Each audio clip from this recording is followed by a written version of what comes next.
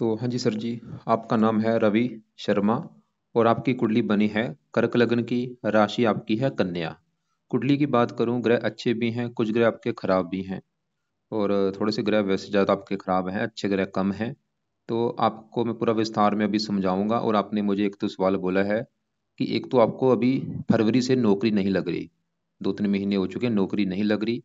और दूसरा सवाल आपका है कि कर्जा जो है वो बढ़ता जा रहा है। तो करना क्या है? सबसे पहले देखो जी, आप ये समझ लो कि जो कुंडली होती है इसमें होते हैं टोटल 12 घर। 12 घर मैं लिख देता हूँ, आप समझ लो। ये आपका पहला घर है, ये दूसरा, तीसरा घर, चौथा, ये है पांचवा घर, छठा घर, सातवां घर, आठवां, ये है नौवां, 10वां, 11वां और लास्ट वाला 12वां घर। अब ये जो मैंने 12 घर लिखे हैं, इन घरों से आपके जीवन के बारे में कुछ ना कुछ पता किया जाएगा। जैसे कि पहले घर से हम आपका शरीर देखेंगे, हेल्थ देखेंगे, स्वभाव देखेंगे, रंग रूप देखेंगे, पर्सनैलिटी देखेंगे। दूसरे घर से आपका धन जोड़ना देखेंगे। तीसरा घर छोटे भाई बहन। चौथा घर आपकी माता, मकान, वाहन का है। पांचवा घर बच्चों का। छठा घर शत्रु, रोग, कर्जा। सातवां घर आपकी पत्नी का है। आठवें घर से आपकी उम्र देखेंगे। नौवें घर से आपका भाग्य देखा जाएगा। 10वां घर आपके है काम काज का घर, जो भी आपका एक सवाल भी आपका है काम काज को, तो 10वां घर काम काज का होता है। 11वां घर है लाभ और 12वें घर से आपके खर्चे देखेंगे। तो आप मेरी दो बातें नोट कर लो। पहली बात, जो मैंने 12 घर बोले हैं, और दूसरी बात, इन 12 घरों से जो कुछ देखा जाएगा वो याद कर लो। अब आप ये देखो कि आपने देखना क्या है, वो घर देखो। जैसे कि आपका सवाल है, मान लो आपके काम काज को लेके, तो काम काज का घर कौन सा है कुंडली में? 10वां घर। तो काम काज के लिए हमें आपका 10वां घर देखना पड़ेगा। और 10वें घर में एक नंबर लिख रखा है, एक नंबर। एक है मेष राशि, और मेष राशि का जो मालक होता है वो मंगल होता है। तो आपके काम काज के लिए हमें मंगल को देखना पड़ेगा। ऐसे ही अगर आपका सवाल है आपकी पत्नी को लेके, तो 7वां घर आपकी पत्नी का है। तो पत्नी के लिए 7वां घर, और 7वें घर में नंबर लिखा है 10, जो कि मकर राशि। मकर राशि का मालक है शनि। तो आपकी पत्नी के लिए हमें शनि को देखना पड़ेगा। तो मेरा भाई कहने का मतलब ये है कि जो कुछ देखना है वो घर देखना है और घर का मालिक देखना है। अब बात करते हैं भविष्यवाणी की।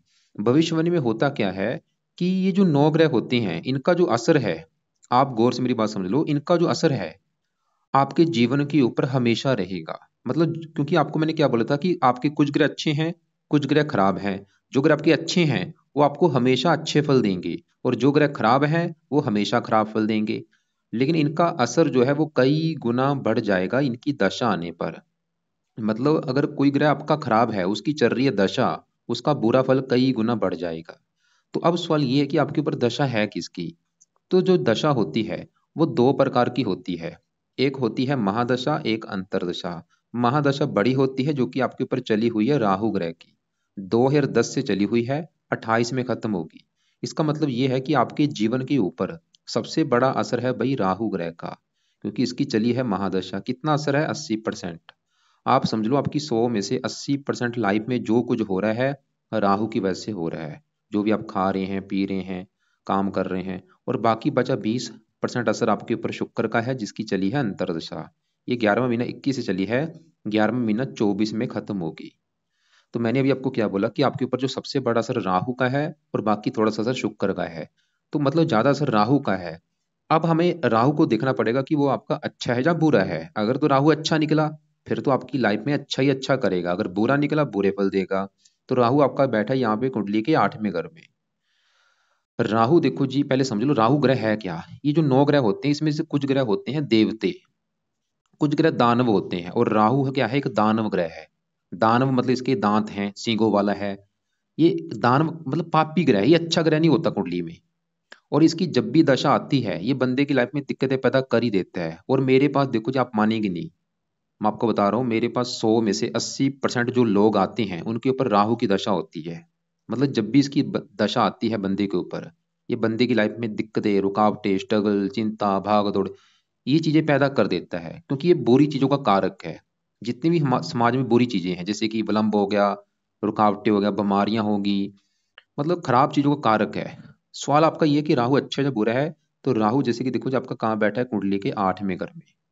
12 गुरु में सबसे ज्यादा राहु अगर बुरा फल देता है, 8वें घर में बैठ के देता है। और आपका कहाँ बैठा है? 8वें घर में। इसकी वजह से राहु आपको भाई लेकिन 8वें घर में डिपेंड करता है कि राशि किसमें बैठा है। बैठा 8वें घर में है, लेकिन 8वें घर में एक 11 लिख रखा है, 11 है कुंभ राशि, इसकी ये शनि की राशि है। तो राहु यहाँ पे शनि के घर में बैठा है, जो कि अच्छी बात है, मतलब ये अपने मित्र के घर में बैठा है। और राहु की है 3 दृष्टियां, 5वीं दृष्टि पड़ेगी 12वें घर के ऊपर, यहाँ पे उच्च राशि है।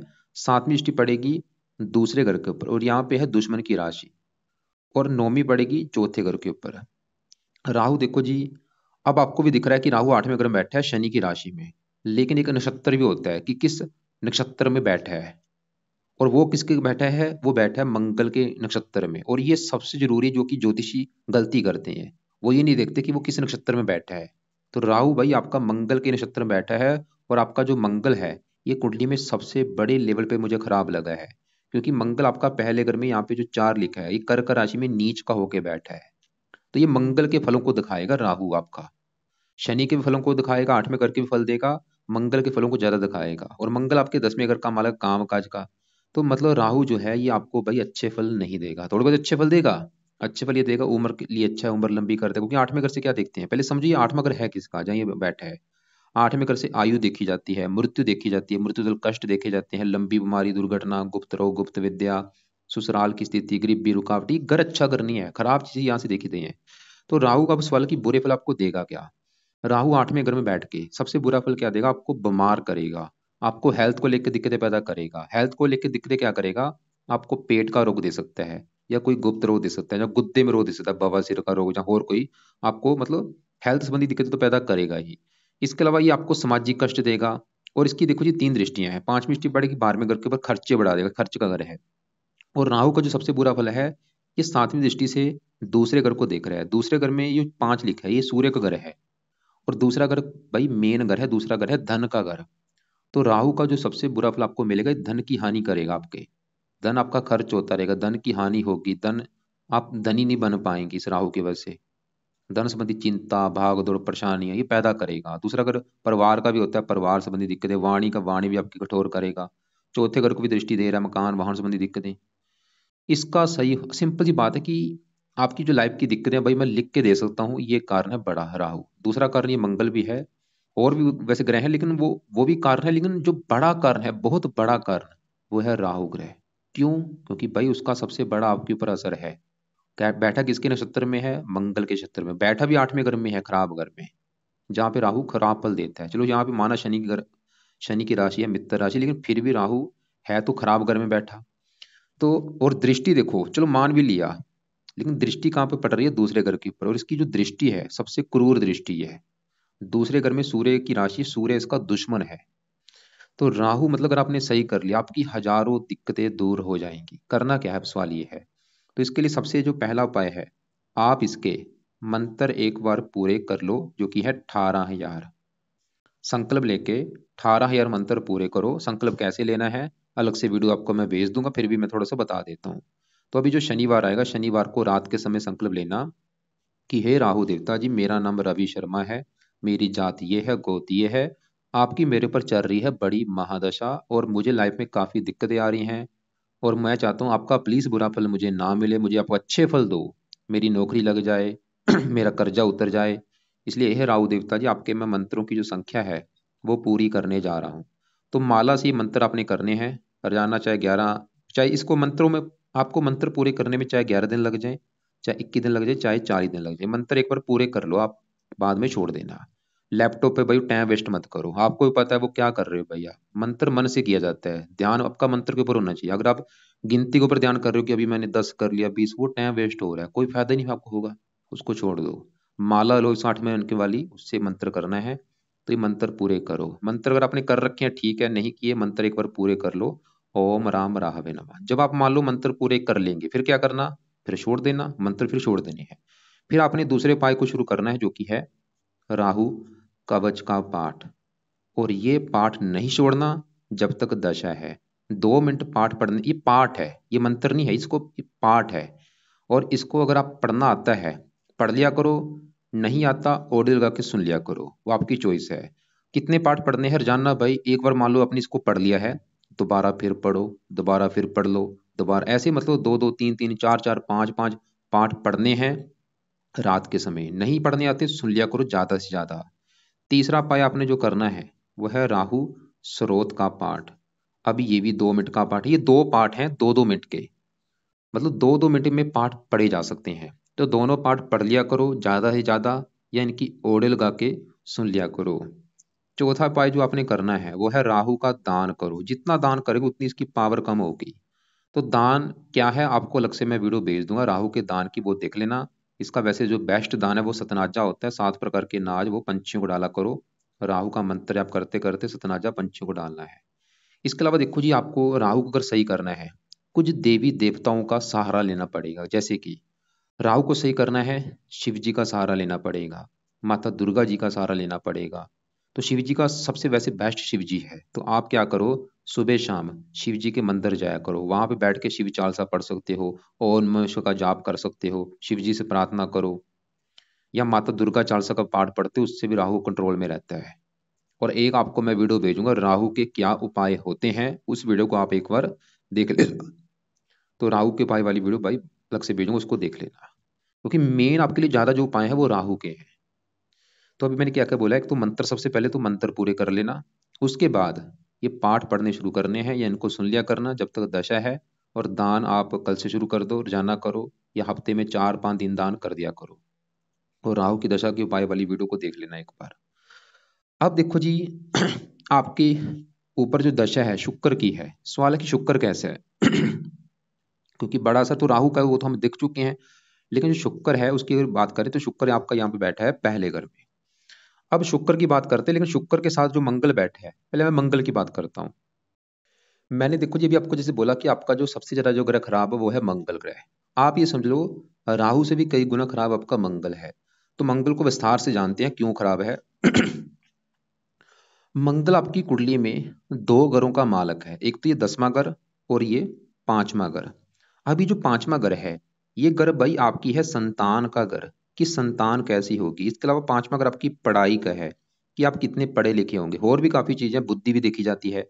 तो अगर आपकी हमने संतान देखनी है, पढ़ाई देखनी है, हमें 5वां घर देखना पड़ेगा। और आपको मैंने फार्मूला क्या समझाया था कि घर का मालक देखना होता है। तो 5वें घर में क्या लिखा है, 8। 8 है वृश्चिक राशि, मालक बना मंगल। तो 5वें घर के मालक मंगल को देख के डिसाइड होगा। और मंगल आपके इस 10वें घर का भी मालक है। और 10वां घर किसका है, 10वां घर भाई 10वें घर से देखी जाती हैं 4 चीजें। 10वां घर एक तो आपके है काम काज का घर, जो भी आप नौकरी करते हो जहाँ बिजनेस करते हो, 10वें घर से। 10वां घर आपके पिता का भी है, सरकार का भी है, और मान प्रतिष्ठा का भी है। तो ये जो 4 चीजें हैं 10वें घर से देखेंगे। और घर का जो मालक है 10वें घर का, 10वें घर में एक लिखा है, एक मेष राशि, मालक मंगल। तो 10वें घर के मालक मंगल को देखना पड़ेगा। तो मंगल हमने क्या देखा, वो 5वें घर का मालक है। और 10वें घर का कहाँ बैठा है मंगल, पहले घर में। पहले घर में जो 4 लिखा है, ये कर्क राशि में नीच का होके बैठा है। मतलब आपका मंगल क्यों खराब है, क्योंकि ये नीच का बैठ चुका है। इसकी वजह से मंगल आपको बड़े लेवल पे खराब फल देगा। क्या खराब फल देगा, काम काज, घर का मालिक नीच का बैठा, आपके काम काज में दिक्कतें पैदा करेगा। नौकरी कारोबार जो भी आप करेंगे, दिक्कतें लगी रहेंगी। 10वां घर पिता का है, पिता संबंधी दिक्कतें कोई ना कोई आएंगी लाइफ में।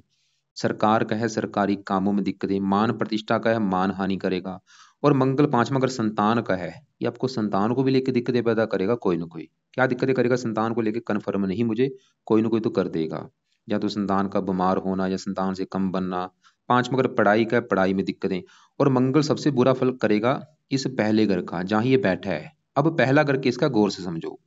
जैसे कि 7वां घर किसका है, पत्नी का। 5वां घर बच्चों का। चौथा घर माता आपकी का। तीसरा घर आपके छोटे भाई बहनों का। ऐसे भाई पहला घर जो है ये आपका घर है, कि आप जो है, रवि जो है, रवि कैसा होगा, रवि का शरीर कैसा होगा, सेहत कैसी आपकी, स्वभाव कैसा, रंग रूप कैसा, पर्सनैलिटी कैसी, सर कैसा, मस्तक कैसा, पहले घर को देखना पड़ेगा। और फार्मूला क्या है, घर का मालक। तो पहले घर का जो मालक है, पहले घर में क्या लिखा है, 4। 4 कर्क राशि, मालक कौन बना, ये चंद्रमा।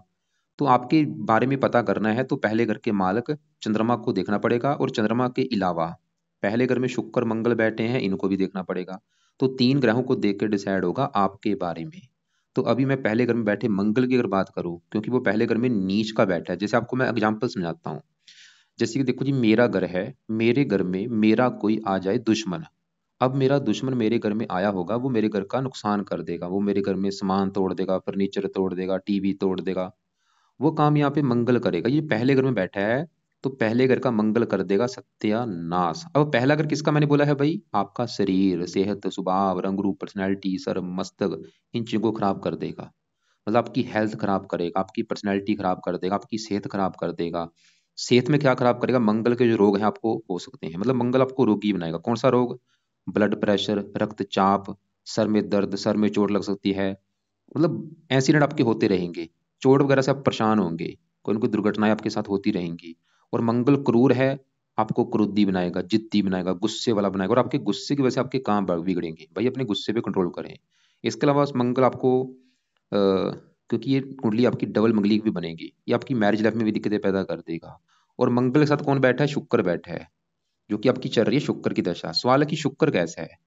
शुक्र देखो जी, है तो अच्छा था, लेकिन शुक्र के अच्छे फलों में कमी आ चुकी है साथ में मंगल बैठने की वजह से, क्योंकि ये युति बन चुकी है। शुक्र मंगल एक साथ बैठे हैं, शुक्र मंगल दोनों आपस में है दुश्मन। शुक्र मंगल आपस में दुश्मन होने की वजह से, देखो जी शुक्र अच्छा था। पहले मैं शुक्र के बारे में बताता हूँ कि शुक्र ने अच्छे फल देने क्या है वो समझो। शुक्र आपकी कुंडली में एक तो इस घर का मालक है, चौथे घर का और 11वें घर का। 11वां घर है लाभ का घर। 11वें घर से लाभ देखा जाएगा, आपकी आमदनी देखी जाएगी, बड़े भाई बहन देखे जाएंगे, इच्छा पूर्ति देखी जाएगी। और 11वें घर में दो लिखा है, दो है वृष राशि मालक शुक्र, तो 11वें घर की चीजें देखेंगे शुक्र से, जो कि पहले घर में बैठा है। शुक्र तो ये दिखा रहा है कि आपको लाभ होगा, आपकी आमदनी अच्छी होगी, इच्छाएं पूरी कर देगा, धन कमाने के साधन कई होंगे। और शुक्र इस चौथे घर का भी मालक है, जहाँ पे सात लिखा है, सात तुला राशि मालक शुक्र। चौथा घर किसका? चौथा घर आपकी माता, मकान, वाहन, भूमि, जमीन, जायदाद, ये चीजें सर के ऊपर बैठी हैं। शुक्र ये दिखा रहा है कि आप खुद की मेहनत के बल पर मकान वाहन बनाएंगे, मकान वाहन भूमि जमीन जायदाद, इन सुखों को प्राप्त करेंगे खुद की मेहनत के बल पर। शुक्र ये दिखा रहा है। लेकिन मैंने आपको क्या बोला था कि शुक्र के जो अच्छे फल है उसमें कमी आ चुकी है साथ में मंगल की वजह से, वो मंगल नीच के मंगल के साथ बैठा है।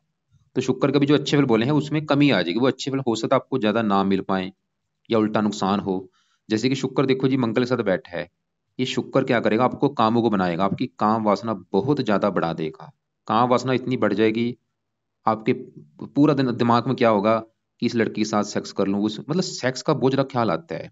इसकी वजह से क्या होगा? आपको गुप्त रोग भी हो सकता है, गुप्त अंगों से रिलेटेड गुप्त रोग भी आपको हो सकता है। कामों को बनाएगा एक्स्ट्रा, फिर आपके करा देगा आपकी पत्नी के अलावा भी। और आपके फंसने की भी जो है, फंस भी सकती हैं आप लड़की के द्वारा। तो काफी चीजें हैं, लेकिन यहाँ पे मतलब कहने का मेरा मतलब ये है कि मंगल ने गड़बड़ कर दी है। शुक्र तो ठीक था, लेकिन मंगल की वजह से शुक्र भी खराब है। और मंगल, तो अब यहाँ पे एक पेन कॉपी लेके उसमें लिखो। क्या लिखो? कि अगर आप मंगल को सही कर लेते हैं, जीवन में फायदे क्या होंगे? नीचे आंसर में लिखो। मंगल को सही कर लिया, सबसे बड़ा फायदा कि जो मंगल है आपके वो काम काज के घर का मालक है, तो मंगल को सही करेंगे तभी आपको काम काज का सुख मिलेगा। क्योंकि आपका जो राहु बैठा है वो मंगल के नक्षत्र में बैठा है, तो मंगल को सही कर लिया, राहु का भी बुरा फल कम हो जाएगा। मंगल को सही कर लिया, गुस्सा नहीं आएगा, हेल्थ अच्छी रहेगी, एक्सीडेंट आपके साथ नहीं होंगे, संतान का सुख अच्छा मिलेगा, पढ़ाई के लिए अच्छा है, बुद्धि के लिए अच्छा है, पिता के लिए अच्छा है, सरकार के लिए अच्छा है, मानव प्रतिष्ठा के लिए अच्छा है, मंगल दोष खत्म होगा, काम वासना कम हो जाएगी। कितने फायदे होंगे। तो मंगल को कैसे सही करना है? तो मंगल के जो उपाय है आपने सुबह के टाइम करने हैं। तो पहला जो मंगल का उपाय है वो है, आप सुबह के टाइम मंगल कवच का पाठ पढ़ लिया करो। ये भी 2 मिनट का पाठ है भाई, इसको भी रिपीट करो, ज्यादा ज्यादा पढ़ना है या सुनना है सुबह के टाइम, जब तक आपका काम का सेट नहीं हो जाता। दूसरा पाए, मंगल स्रोत का पाठ पढ़ लिया करो। तो दोनों पाठ पढ़ने हैं या ऑडियो लगा के सुन लिया करो सुबह के टाइम।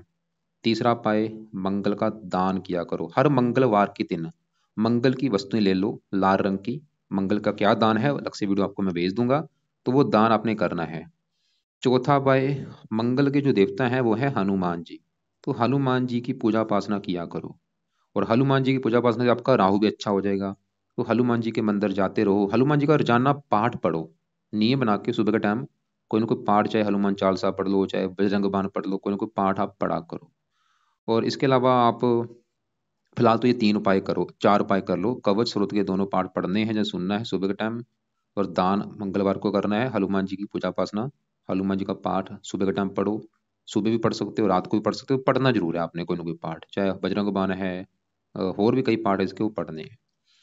और यहाँ पे शुक्र के लिए क्या करना पड़ेगा? क्योंकि शुक्र की देखो जी दशा आपके ऊपर चली हुई है, जो कि 11वें महीना 24 में खत्म होगी। तो शुक्र का आपने एक काम करना है, रात के समय शुक्र का मंत्र याप कर लिया करो।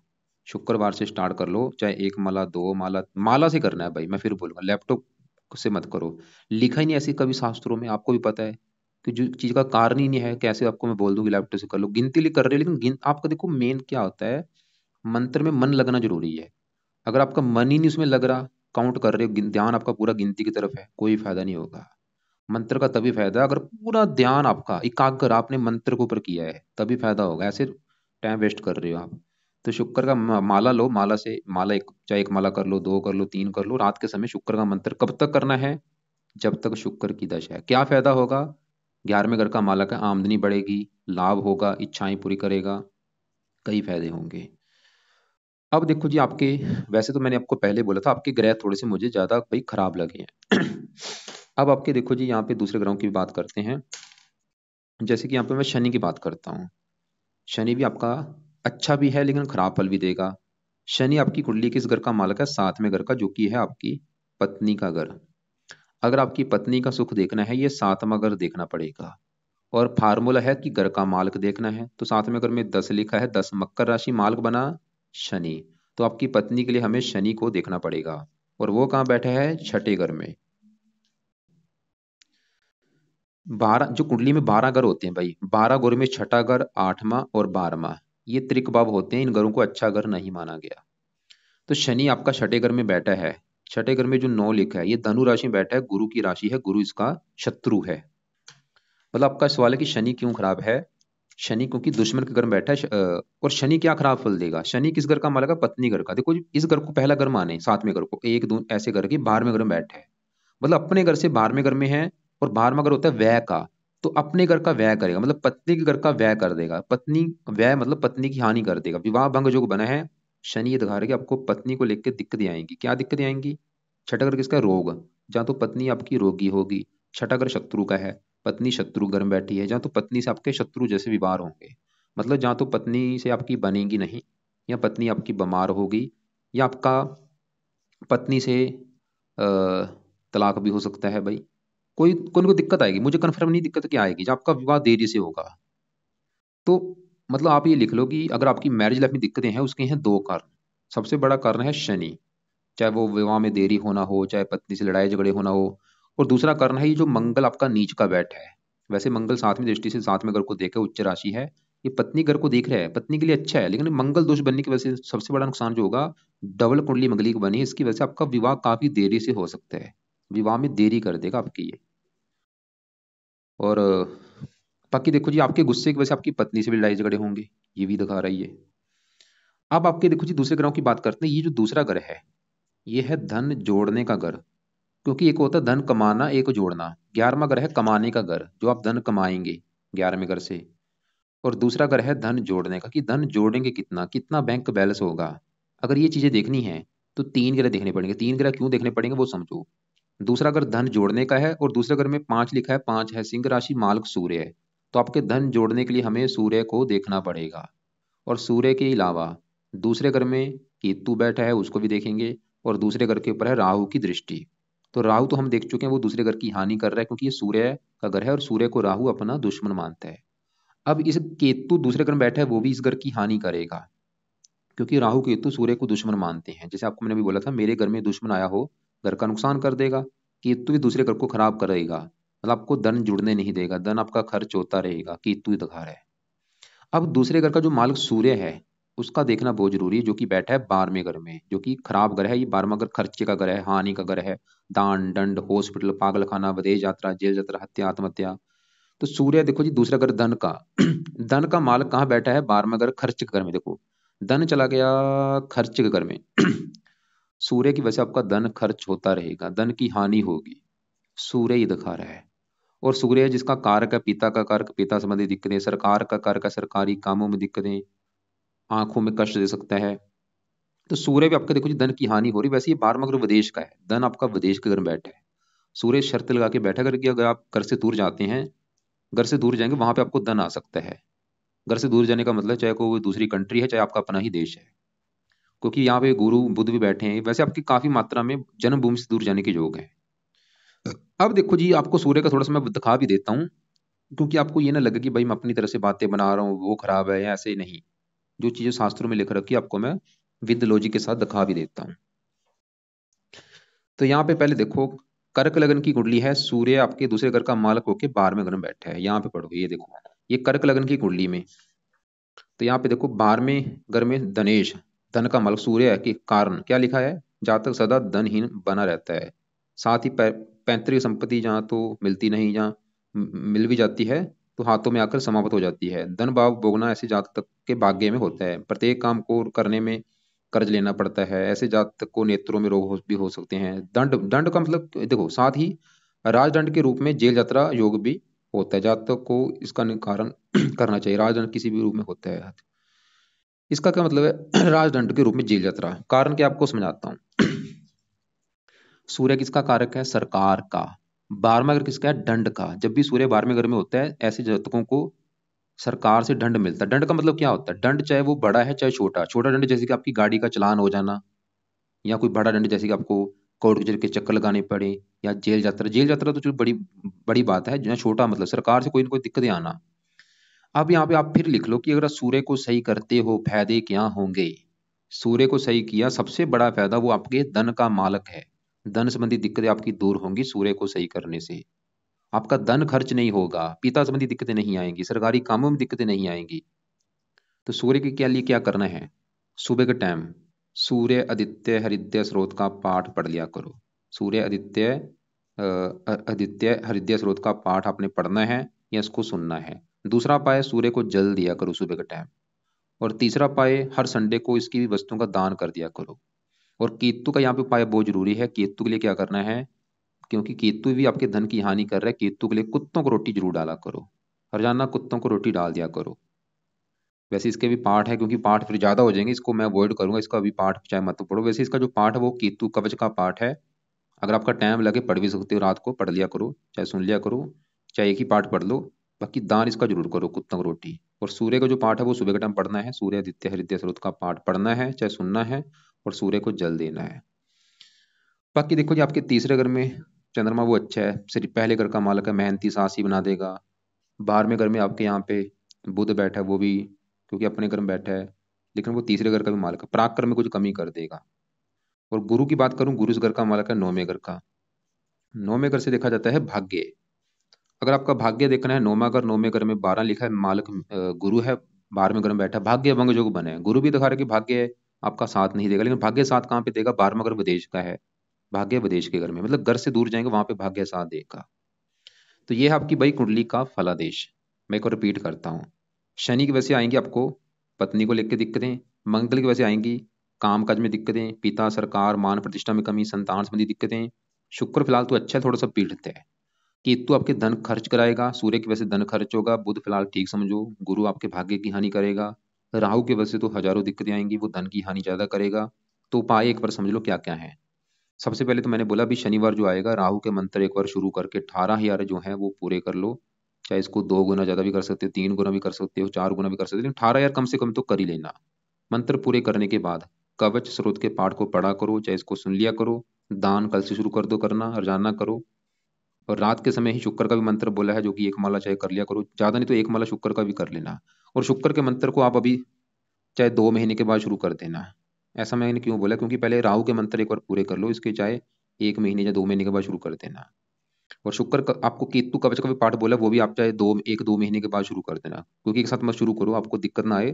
तो केतु कवच का पाठ 1-2 महीने के बाद शुरू कर देना, शुक्र का भी मंत्र 1-2 महीने के बाद शुरू कर देना। करना इसको रात के समय। बाकी जो सुबह टाइम अभी जो मंगलवार आएगा, मंगलवार से मंगल कवच का पाठ, मंगल स्रोत का पाठ, दोनों पाठ पढ़ा करो, सुन लिया करो। और पाठ खत्म होने के बाद प्रार्थना करना कि मंगल देवता जी, आप मेरी नौकरी के घर के मालक हैं, मुझे नौकरी नहीं लग रही, नौकरी का सुख मिले। तो दोनों पाठ ज्यादा से ज्यादा भाई पढ़ने हैं। दान करो मंगल का, ज्यादा से ज्यादा मंगलवार को जरूर करो।